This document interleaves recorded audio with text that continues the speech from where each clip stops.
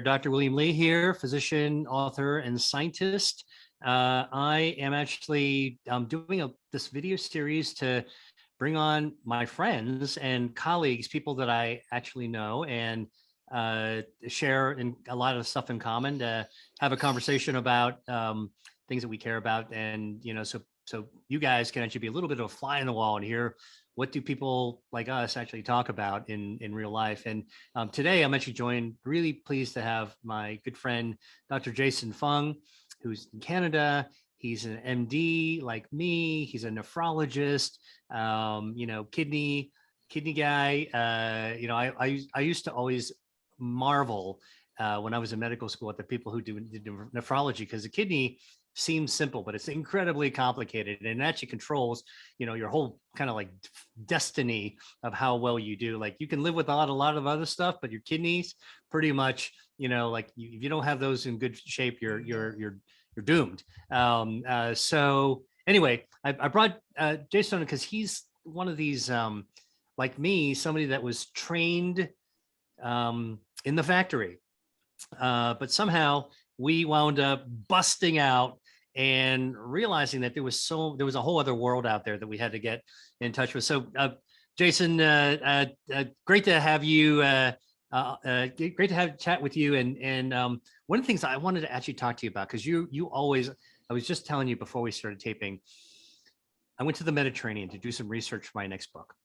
It's on metabolism, and I was searching stuff online, and I was thinking about metabolism, and I was thinking about, somehow it was almost like the YouTube gods actually knew that I was thinking about it, and lo and behold, they started serving up your videos. So I watched a few, but here I was in the summertime in the Mediterranean. It's beautiful, surrounded by beautiful environments, and I was thinking about this whole idea of fasting. So summer, I usually have a little bit of a less structured day. My summer pattern is very different than my regular school year pattern, or whatever you want to call it. And then when you're on vacation, a lot of people go on vacation, also very unstructured. So how do you, how should I be thinking about summer structuring of fasting or eating or not eating? And how do you do it? Yeah, thanks for having me on, first of all, William. It's great to be here, actually, and I love your your characterization of the factory, because it really is. It's like a mass production. And so yeah, the fasting is something which is very flexible, and I think that's really what we're all looking for in the summer. Like, if you think about the school year, for example, Yeah. it's very structured through September to sort of June for many people. And then you sort of let loose in the summer, so there's less sort of guidelines and stuff. And that's where fasting is really helpful, because you don't really have to do it a set way. That is, you could fast one way and then next week do it a different way, and then the week after do it a different way. So, for example, I went on vacation too, just recently in Greece, and Wait, you were in Greece? Yeah, I was in yeah. Greece. Oh, are Maybe you? maybe that's why the YouTube fed us.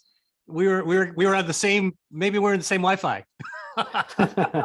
Where in Greece did you go? I went to Athens, and then I went for a few days in Santorini. No kidding. So, I was exactly on Santorini. get out of here. Okay. Now it wasn't YouTube. It was probably the Wi-Fi that actually did it. I was in Athens and I was in Santorini. I go to this little village called Ia. I don't know if you saw it in the sunset. Yeah, I went by. It was I was in Imirovigli, which was That's a beautiful area with yeah. a gigantic walk out with the church on the very end of it. It's like a little amazing town. I think that's the highest spot on that island. So we're going to talk. Okay, we're definitely going to talk about what we ate in Santorini. But tell me about the less structured stuff. You went on vacation, and how did you handle it?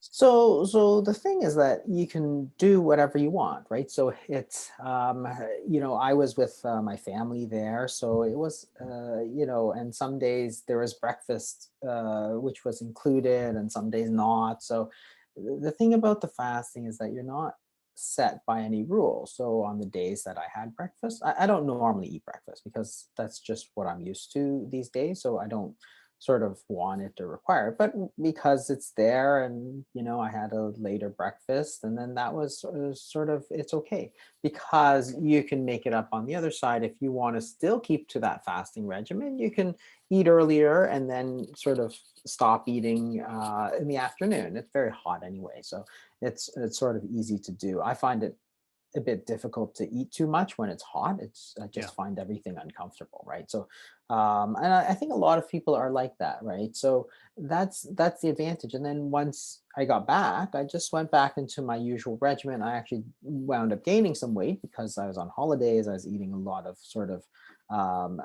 trying all different things, some of which were very stuff that I wouldn't normally eat, for example, like Like what would you not normally like baklava. eat? It was a classic there. Of course, I'm going to try it, right? But Of it's course, you're going delicious. to try It, it. By the it's it's way, the interesting thing about baklava, if you were to break it apart, I think it's besides the butter and super sweet honey. I mean, there's other good stuff in there, like the walnuts and stuff like that. So I think that it's interesting how some of these desserts, they start off with them just some good dietary fiber in it, but it's like then pound you with sugar, so that's all you gain. Wait, tell me how you did this. All right, look, we were in the exact same place. And I was honestly, this is after I watched your videos, like it's crazy. We could have just like texted each other. We could have gotten together and just oh had a meal together. yeah, So look, in Greece, people eat in the Mediterranean in general, people eat later. That's just yeah. the culture. And I would imagine they probably get up, like still reasonably early in the morning, like not terribly later. So what is it like? How do you think about, because this is literally what I was trying to contemplate. Like, are people who eat dinner late by their culture, but still get up to go to work and stuff like that? Are they less healthy because they're eating so close to their bedtime, or how do we do? Is there any data? Like, how do you think Yeah, about that? there's some data, and it's very, very confounded, of course, because it's all mixed in. So not only the timing of the meals, but what you eat and how much you eat, it's all very much confounded because it's all sort of dictated by that location. So is it the foods that you're eating, or is it the amount that you're eating, or is it the timing that you're eating? Because all of Right. those are actually important factors. Yeah. So just changing one single factor doesn't always change Yeah. the other factors, for example. So some of the, especially in Europe, for example, like if you look at the portion sizes, they're Yeah. just, Right. if you're used to American portions, you're like, whoa, this is like half of Yeah. what I'm used to. But that's Exactly. just what they eat. Like they're And they're used to it. shared food, right? Exactly. Yeah. So instead of getting your own big honking plate of a 3-inch whatever, you're getting lots of little pieces of things that you can actually share. Yeah, and I think that so that sort of family style eating is sometimes a little bit better, because a lot of times people, when they eat, they're trained to eat until everything's done. So even if you're sort of full, there's this sort of, well, you should just finish your Clean your plate. plate. Like you don't want to, yeah, you don't want to waste it. And of course that's from you know years of sort of food is Post-war, post-war messaging. exactly. And it's expensive and you don't want to waste it, right? So you don't want to eat. Whereas the sort of, if you're sharing, then there's no obligation to finish it, because and then a lot of times you'll have stuff left over and you'll just pack it or whatever to go, but it's not any Right. individual responsibility to sort of finish your plate. Yeah. And that's part of the tradition of a lot of places. And if you're less hungry, you don't feel so. I always thought it's strange, because it's like, whether you're hungry or not, you eat the same amount, because it's dictated by your by the portion size. Like if you go to a restaurant, it's the same portion. Whether you're hungry or not hungry, most people will just finish that. It's just sort of human nature. But it really shouldn't be. That doesn't make any sense from a physiologic standpoint. If you're not hungry, then you should be eating less, So right? what's your tip? Like, how do you do it yourself? Like I was also thinking about this. What are the cues that you personally sense when you just say, I'm going to stop? I think the best thing is, one, don't start, because I've had this, and I this is I noticed this more on vacation, because my Hmm. meals are sort of, they were more structured because of the environment, and where you are and stuff. And I noticed this few times that there were be times that I wasn't hungry at all. I wouldn't, I would have normally just not eaten. Like Okay. if I was at work, and I'm not hungry, Yep. I'm not going to eat. And there's no reason to. But because I was on vacation, for example, and other people wanted to eat, so then as I started to eat, what I noticed, which was extremely um, funny, I thought, is that I wound up eating like almost a normal meal, whereas I actually could have skipped that whole meal. But once you start, Yeah. it's actually very difficult to, just stop it, because that little bit of initial food gets you sort of into that. It sort of changes you from, not wanting to eat and being full and I'm okay, I don't need to eat, to, hey, I'm eating, I might as well finish this off, finish my meal. So it's always strange to me, and I know this happens to a lot of people too, is that if you start, you wind up doing the whole thing, as opposed to you actually, I just could have skipped the whole thing. Now, if I was trying to lose a lot of weight, for example, then it's super detrimental, because you're eating, you can't lose weight while you're eating. Yeah. So no matter what it is. So, if you're not hungry, then don't start. And this is especially true if you're in a place like Greece and there's just other stuff to do. Like you might want to go hiking, or if you're really hot, you might want to go for a swim. Eating is not really what's foremost on your mind, because there's just other And beautiful just places because and stuff. there's 3 meals a day that we've been socially conditioned to have doesn't mean that, we're robots to that. Yeah. There, and I think that that's such an important point.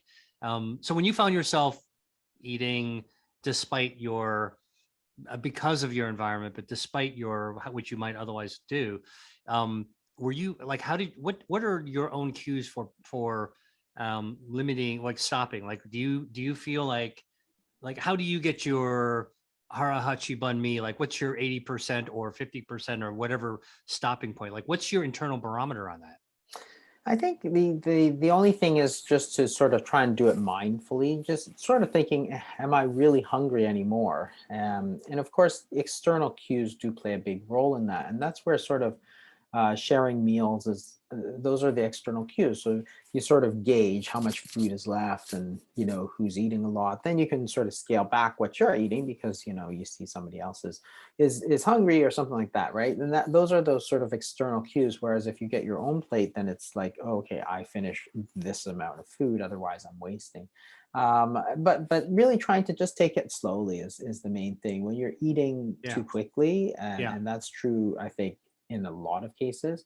You wind up, one, not savoring the food, but you wind up just, you're not letting those satiety signals work before you go. So that's the main thing. The other thing that's easy, of course, is that they don't, desserts is, you just want to stop that very quickly. Like, yes, I'll cheat a little bit, just to try some of the local delicacies and stuff. But for most meals, I just didn't. If you stop dessert, you're sort of like halfway there. Yeah. I did the same thing. Somebody gave me some baklava. I had like one little forkful of it to just to get the flavor, and because I actually enjoy it.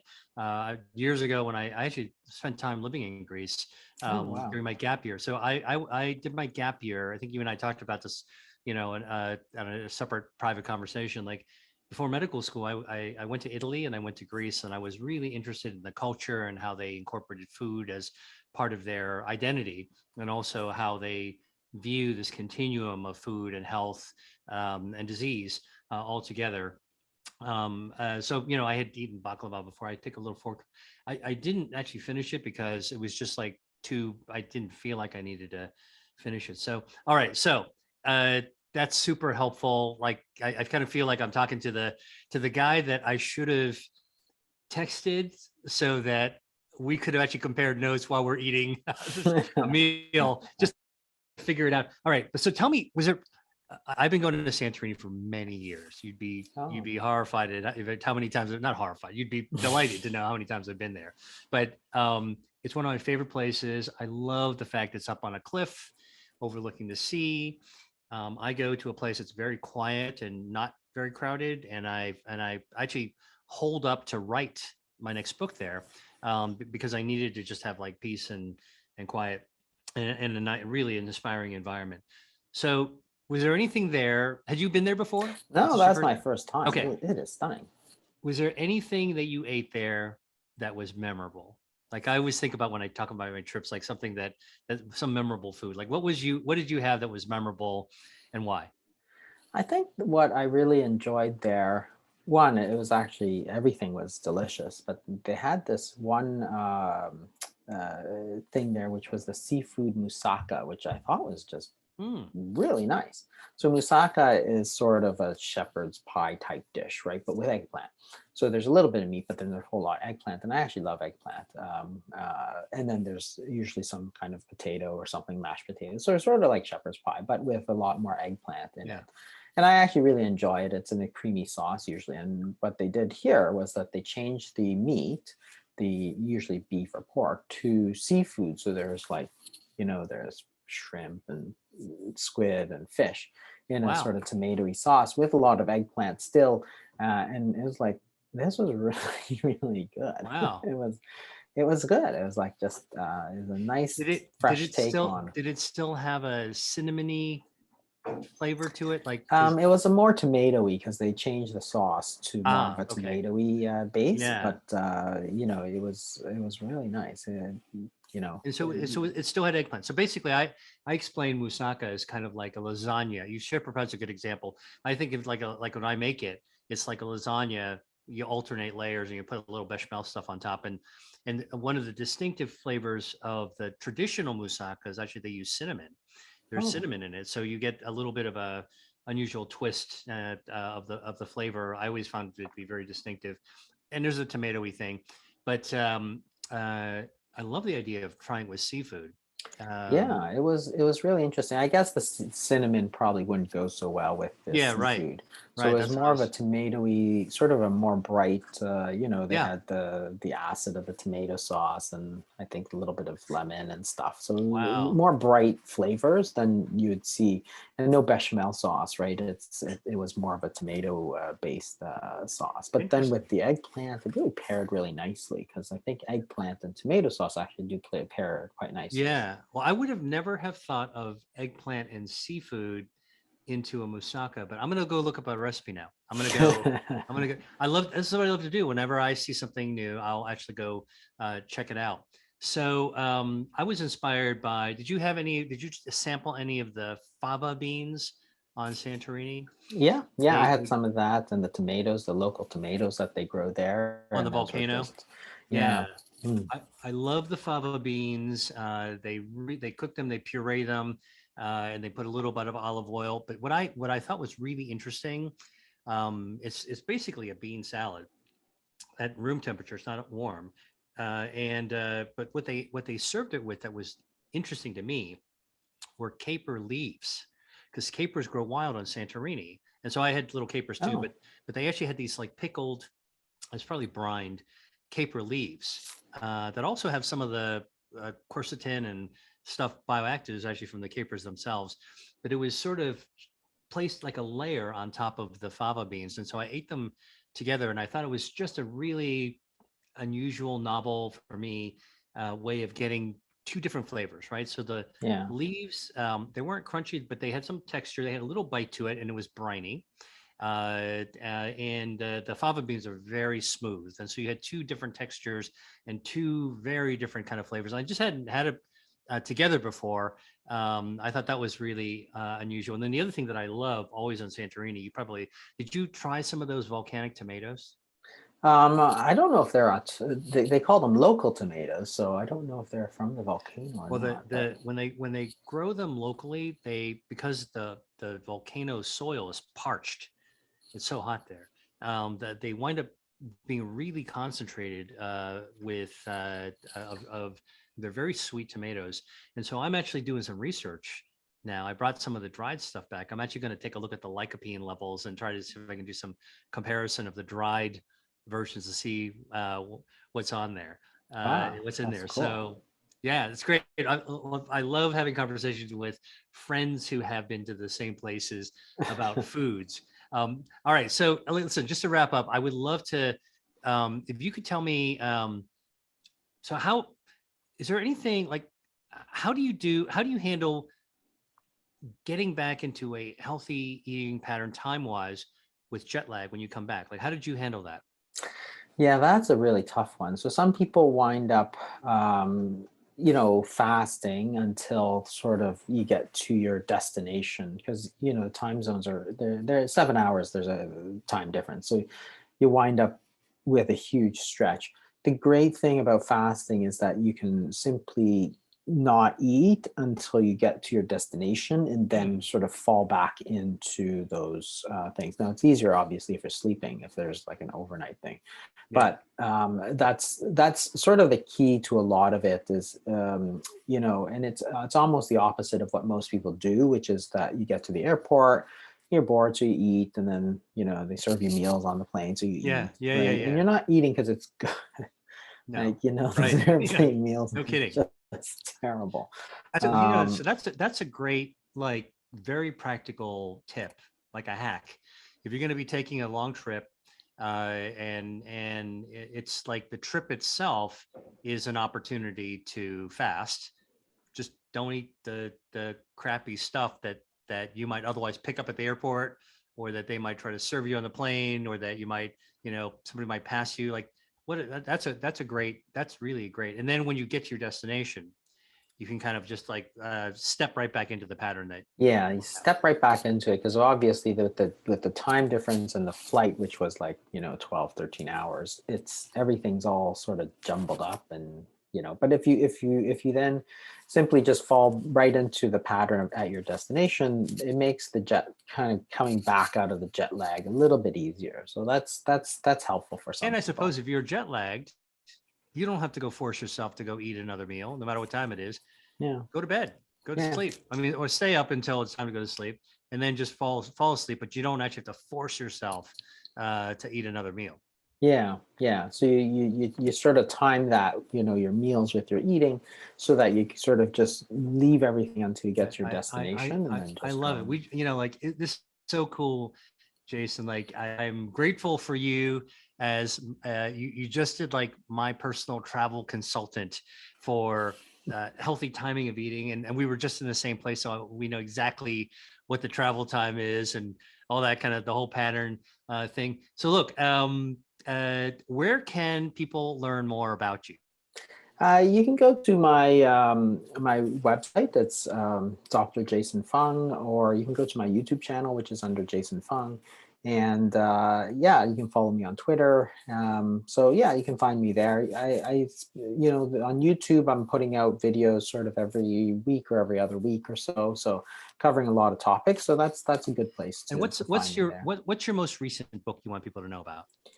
Um, the one I did, the most recent one was Cancer Code, which is sort of an exploration of not so much nutrition, but more about how cancer develops. Because I think it's actually a really, really interesting story Hmm. of what this disease actually is.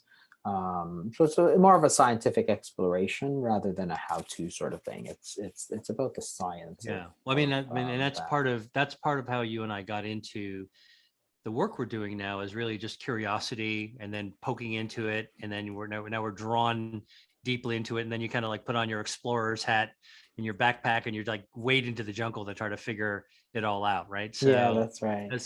I encourage everybody to read the Cancer Code, but you also wrote the Obesity Code, which really gets into how do you actually lose body weight. And like my next book is really about metabolism, so it's fantastic that the science is continuously changing, and it's really, really interesting. So for everybody watching, check out Dr. Jason Fung, Fung. His YouTube channel is super popular, and his website, and get his book. And with that, I mean, if, by the way, if you want to learn more about food as medicine, which we started talking about, there's so much more. Please sign up for my newsletter. Come to my website, Dr. William Li, drwilliamli.com. And you can find me on social. I'm on TikTok, I'm on Instagram, Facebook, Twitter. My handle is at Dr. William Li. I wrote Eat to Beat Disease. There's a lot of stuff on there. And now that we've revealed that we both had a great time in Greece eating Greek food, I encourage people to look up musaka recipes with eggplant. And if you dare, and if you eat seafood, check out how you would actually make with seafood. You've inspired me, Jason, to actually check it out. In fact, I'm going to do it right after we get done with this video. So cool. Thanks so much, William. All right. Thanks very much. Cool.